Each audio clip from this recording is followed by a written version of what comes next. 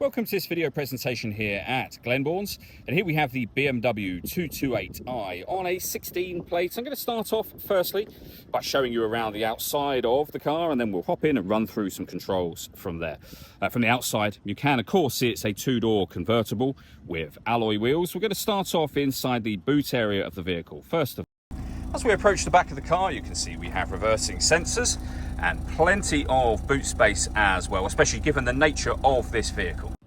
Okay, so we're just going to work our way back around to the front of the car, and then we'll hop in, and as I mentioned, we'll run through some of the controls from there. But now that we've done a full circle of it, you can see it's in excellent condition the whole way around. Just briefly before we climb in, I think it's well worth seeing the interior from this exterior point of view. There's plenty to run through on the dashboard, so let's hop in and we'll do that now. Okay, now that we're inside the car, we're going to start with the dials first of all. On that left-hand side, we have the speedometer and fuel gauge. On the right-hand side, the rev counter. In the centre, you can see the total mass of the car. They are 66,643. You can change information that's displayed above that using a button on the end of the indicator stalk. If we back out to the steering wheel, we have our speed limiter, stereo and phone controls, the plus and minus paddle, so you can change up and down a gear manually with this automatic gearbox.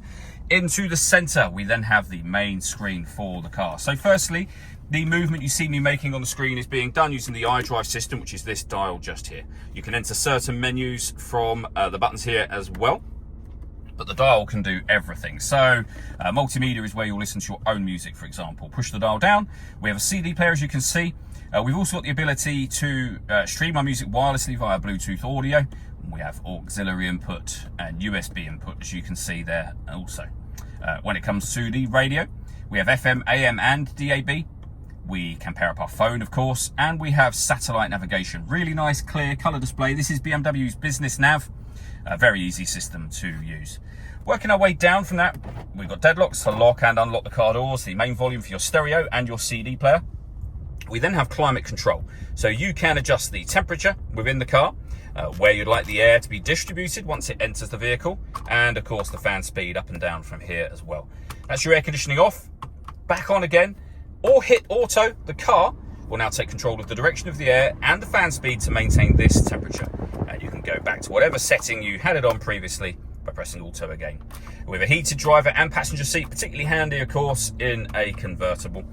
Two cup holders and a 12-volt charging socket, the gear lever for the fully automatic gearbox. You can turn off your traction control and change the driving setup of the car from here.